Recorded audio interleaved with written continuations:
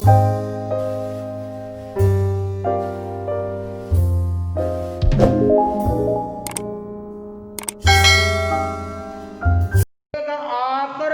का केंद्र बन गया था। शादी दीपांजी का चातुर्मास प्रारंभ होता है और शादी दीपांजी ने 15 शादियों को अपने पास की अंदर बुलाया और कहा, देखो आज चातुर्मासिक चौदस प्रारंभ हो रही है। बोलो इस चातुर्मास के अंदर तुम्हारे को तप की आराधना क्या करनी है। यह बात सुनकर सारी शादियां हैं वो चौकन्नी बन जाती है, मन में चिंतन करना प्रारंभ कर देती है, हम क्या कर सकती हैं। शादी दीपांजी का जो ध्यान है वह ध्यान केंद्रित होता है साध्वी ज्ञाना जी की तरफ। उनकी तरफ देखते हुए साध्वी दीपांजी ने कुछ कड़क और तेज स्वर के साथ में कहा, बोल ज्ञाना तू इस चातुर्मास में क्या करेगी। साध्वी ज्ञाना जी यह बात सुनकर और एकदम साध्वी दीपांजी की तरफ देखने लग जाती है और कार्य साध्वी प्रवर मैं क्या कर सकती हूँ। आप मेरे को जो शक्ति प्रदान करोगे और मैं अपने जीवन के अंदर वही आपको करके दिखला दूंगी। साध्वी दीपांजी ने कहा, अच्छा जो मैं कहूँगी वह तू करके दिखा देगी। कहाँ साध्वी प्रवर, जब आपके वचन निकल गई हैं अब मैं पीछे हटने वाली नहीं हूँ और आप पर मेरे को पूरा विश्वास है। आप जो भी काम मेरे से कराएंगे और वह काम है हर हालत के अंदर पूरा होकर रहेगा और मैं आपके चरणों में हाजिर हूँ। इतना कहकर साध्वी ज्ञाना जी है वह तत्काल हाथ जोड़कर खड़ी हो जाती है और कार्य साध्वी प्रवर आप मेरे को 6 महीने की तपस्या पचका दी। यह बात सुनकर 14 साध्वियां देखने लग जाती है और हैं 6 महीने की तपस्या और एक साथ के अंदर चातुर्मासिक 14 का दिन था। बहुत सारे श्रावक और श्राविकाओं ने उपवास कर रखे थे, पोषण कर रखे थे और जब उनके कानों में ये आवाज गूंजती है तो वो लोग भी आश्चर्यचकित रह जाती हैं। साध्वी दीपांजी ने तत्काल आगम के पद्यों के उच्चारण के साथ और उनको एक साथ के अंदर 6 महीने की तपस्या का प्रत्याख्यान करवा दिया। जब प्रत्याख्यान करवाती श्रावक श्राविकाएं जय जयकार करने लग जाती हैं। साध्वी ज्ञाना जी साध्वी दीपांजी को 3 प्रदक्षिणा देकर और कृतज्ञता प्रकट कर रही है, आपने मेरे पर बहुत बड़ी कृपा कराई है। साध्वी ज्ञाना जी नीचे बैठती है और उनके ठीक पास में साध्वी हस्तु जी विराजमान थी। साध्वी दीपांजी की नजर साध्वी हस्तु जी पर स्तर होती है और कह रहे बोल हस्तु तू क्या करेगी अपना नाम सुनते ही।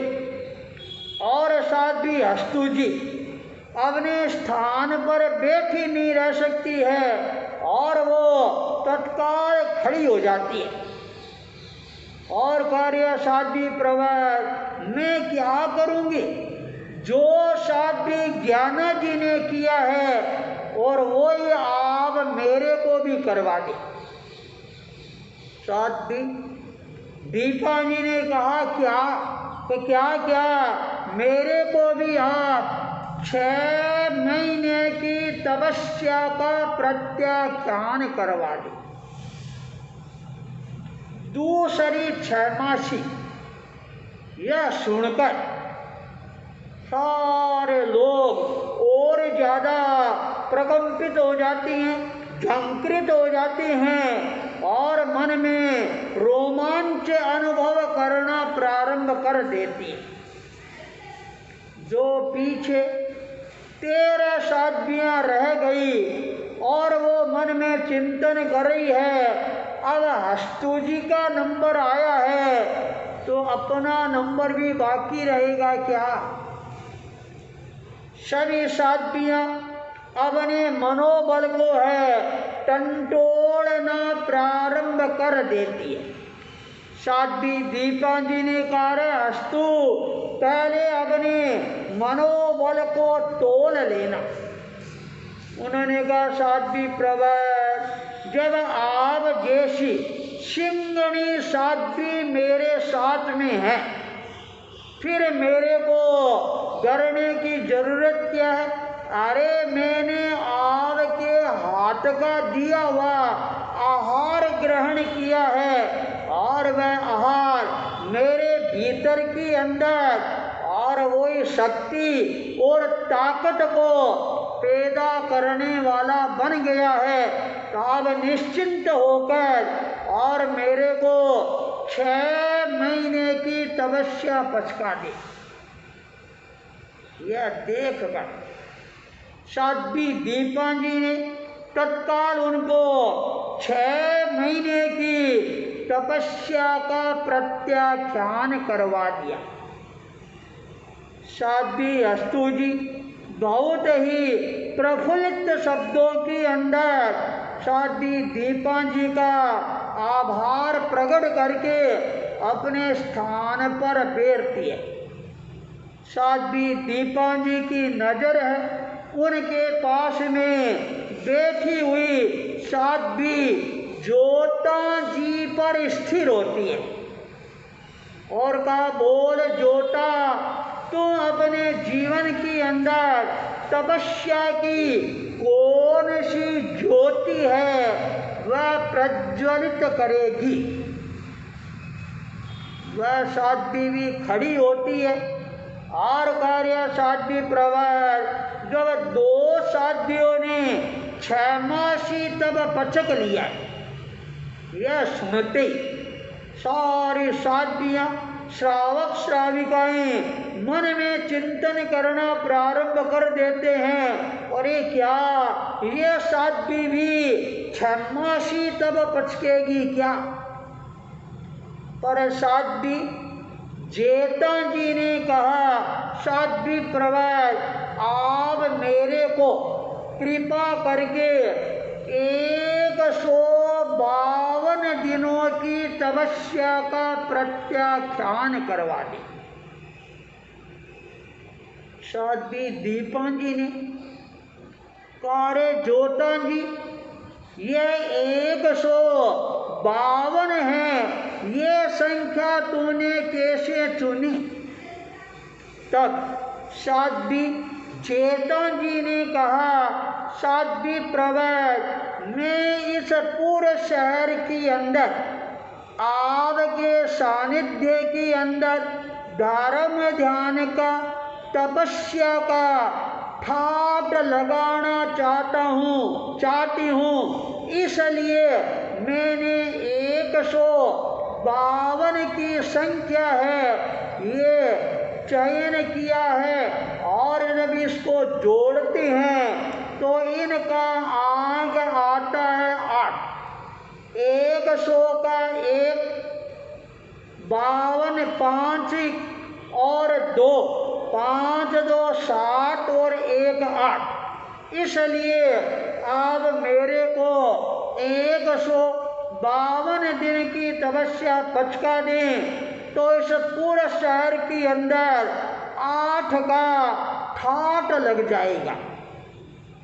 यह बात सुनते ही सारे श्रावक समाज है उनके चेहरे पर एक नई चमक आ जाती है, हास्य आ जाता है, मुस्कुराने लग जाते हैं और कहते हैं हाँ यह साध्वी जेतां जी है, जोतां जी है, ये अपने पुर के अंदर 8 का ठाट है, ये लगा कर रहेगी। साध्वी दीपा जी ने उसको भी एक साथ में 152 दिनों की तपस्या का प्रत्याख्यान करवा दिया। साध्वी जोतां जी बड़ी विनम्रता के साथ में वंदना करके और अपने स्थान पर बैठ जाती। उनके निकट साध्वी झूमा जी है वो बैठी हुई थी। साध्वी दीपा जी ने कहा, बोल झूमा, तुम अपने जीवन के अंदर कौन से तपस्या के घुंघरू बांधकर और अपने नाम को सार्थक बनाएगी। साध्वी झूमा जी है वो खड़ी होती है और कह रहे हैं, साध्वी प्रवर, आपकी इतनी ज़्यादा मेरे पर कृपा है तो आप मेरे को कृपा करके 125 दिनों की तपस्या का प्रत्याख्यान करवा दे। 125 दिन। यह सुनकर और लोगों को आश्चर्य होता है। साध्वी दीपा जी ने कहा, रे झुमा, अपने मन को मजबूत कर लिया ना। कहाँ साध्वी प्रवर, कुछ नहीं है, अरे प्राण जाए तो जाए, पर मेरा संकल्प है यह कभी भी नहीं डिगेगा और आप कृपा करके मेरे को 125 दिन की तपस्या का प्रत्याख्यान करवा दें। साध्वी दीपा जी ने साध्वी झूमा जी को 125 दिनों की तपस्या का प्रत्याख्यान करवा दिया। साध्वी झूमा जी भी कृतज्ञता के साथ में अपना स्थान ग्रहण करती है और उसके पास के अंदर साध्वी मलुकान जी विराजमान थी। साध्वी दीपा जी ने कहा, बोल मलुका, तू क्या करेगी? वह साध्वी खड़ी होती है और निवेदन करती है, साध्वी प्रवर, जो आप फरमाओगे वो मैं करने के लिए तैयार। साध्वी दीपा जी ने कहा, नहीं, पहले अपने आत्मबल को, शरीर बल को और मनोबल को, तीनों को टंटोल कर मजबूत करके अपनी बात है फिर प्रस्तुत कर। साध्वी मलुकान जी ने कहा, अब आप मेरे को कृपा करके कम से कम सावन महीने की तपस्या है ये अवश्य पचका दे, अर्थात 30 दिनों की तपस्या। साध्वी दीपा जी ने कहा, क्या 30 दिन ही करेगी? अरे देख, यह झूमा 125 दिन कर रही है और ये जेता 152 दिन कर रही है और हस्तु जी 6 महीने कर रही है, ज्ञाना जी 6 महीने करी है और तू 1 महीना करेगी। साध्वी जी ने तत्काल निवेदन किया, साध्वी प्रवर आप एक बार मेरे को 1 महीने की तपस्या का प्रत्याख्यान करवाएं, और यदि आपकी कृपा रही महीने की तपस्या पूरी होने के बाद कुछ दिनों के बाद यदि आपकी मर्जी होगी तो मैं एक लंबा ठोकड़ा है वह और कर दूंगी। साध्वी दीपा जी ने तत्काल उनको 1 महीने की तपस्या का प्रत्याख्यान करवा दिया। वह अपने स्थान पर बैठती है और उनके पास के अंदर साध्वी जेता जी विराजमान थी। कहा, बोल जेता तू क्या करेगी? अपना नाम सुनते साध्वी जेता जी के मन में भी एक क्रेंट आता है, शक्ति की स्फुरना होती है और वो खड़ी होती है और कह रहे, साध्वी प्रवर आप मेरे को 32 दिनों की तपस्या का प्रत्याख्यान करवा दी। साध्वी श्री जी ने तत्काल साध्वी जेता जी को 32 दिनों की तपस्या का प्रत्याख्यान करवा दिया। उनके पास में ही साध्वी रामू जी विराजमान थी। कहा, बोल रामू तू क्या करेगी? वह रामू थोड़ी सी हिल जाती है, खड़ी होती है और कार्य मां सत्या जी महाराज 1 महीने की तपस्या करने की शक्ति तो मेरे में नहीं है। साध्वी दीपा जी ने कहा, रे क्या शक्ति नहीं है? बोल तेरे मन में कितनी तपस्या करने की शक्ति है? उसने कहा, साध्वी प्रवर आप मेरे को 16 दिन की तपस्या का प्रत्याख्यान करवा दे। कम से कम सावन का 1 पक्ष है वह तो मैं आराम से निकाल दूंगी। साध्वी दीपा जी ने तत्काल उनको 16 दिन की तपस्या का प्रत्याख्यान करवा दिया। ठीक उनके पास में साध्वी सुंदर जी विराजमान थी। साध्वी दीपा जी ने कहा, बोल सुंदर तू अपने जीवन के अंदर तपस्या का कौन सा गहना पहनेगी जिससे तेरी सुंदरता है वह और ज्यादा प्रकट होकर सामने आ सके।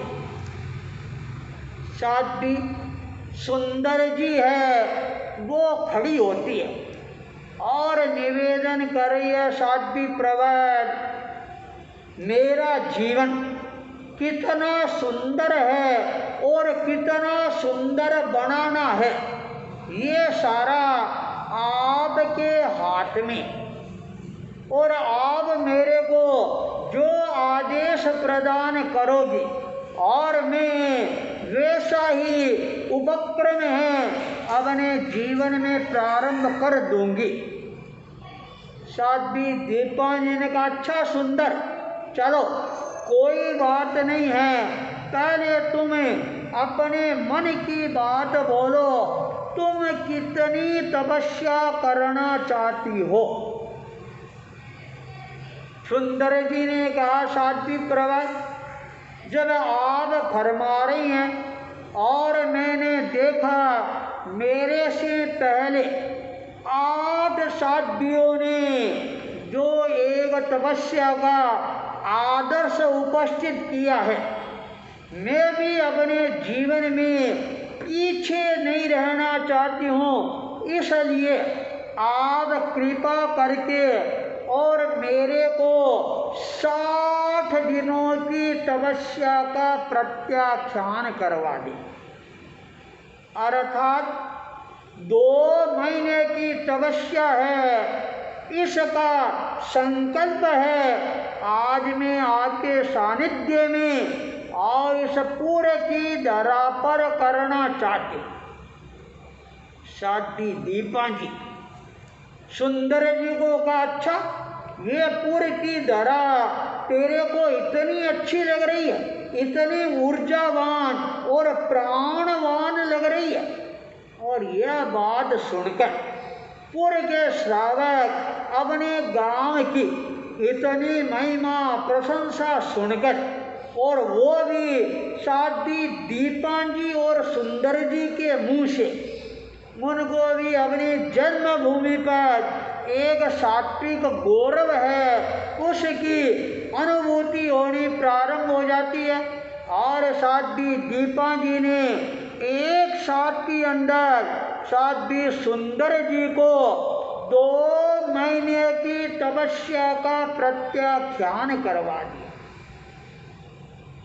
साध्वी सुंदर जी बहुत ही भावुक शब्दों में आभार प्रकट करके और अपने स्थान पर विराजमान होती है। और उनके पास के अंदर ही साध्वी चूना जी बैठी हुई थी।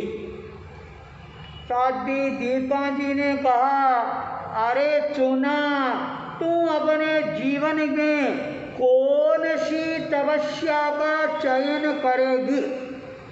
क्या तपस्या करनी चाहती हो? तत्काल साध्वी चूना जी है वह खड़ी होती है और कार्य साध्वी प्रवर, इतनी हिम्मत तो मेरे में नहीं है जो और साध्वियों ने दिखाई है, पर आप कृपा करके मेरे को कम से कम 15 दिनों की तपस्या का प्रत्याख्यान करवा दे। साध्वी दीपा जी ने कहा, अरे क्या 15 ही दिन? कहा साध्वी प्रवर, मेरी ताकत मेरे को इतनी लगती है और यदि पारणा सानंद संपन्न हो गया और आपकी मर्जी हो गई तो मैं इस पूरे की धरा पर 2 थोकड़े और करके दिखा दूंगी, 7 और 9 का। यह बात सुनकर साध्वी दीपा जी ने कहा, अच्छा तेरे मन में ऐसी भावना जग रही है, ले आज तेरे को 15 दिनों की तपस्या का प्रत्याख्यान करवा देती। साध्वी चूना जी को 15 दिनों की तपस्या का प्रत्याख्यान करवा दिया। 4 साध्वियां और विराजमान थी। उन्होंने देखा, रे अब हमारा नंबर है वो आने वाला, और तपस्या के नाम सुनकर और वो कांपने लग जाती है, धूजने लग जाती है। साध्वी दीपा जी ने कहा, रे साध्वियों, घबराने की जरूरत नहीं है, तुम चारों को तपस्या के लिए मैं नहीं कहूँगी। और यह बात सुनते उन चारों साथियों के जी में जी आता है और जो धड़कन बढ़ गई थी वह धीरे धीरे शांत होने प्रारंभ हो जाती है। साध्वी दीपा जी ने कहा, अरे सारे तपस्या करके बैठ जाओगे तो फिर इन तपस्या करने वालों की सेवा कौन करेगा? सेवा करने वाले भी तो चाहिए।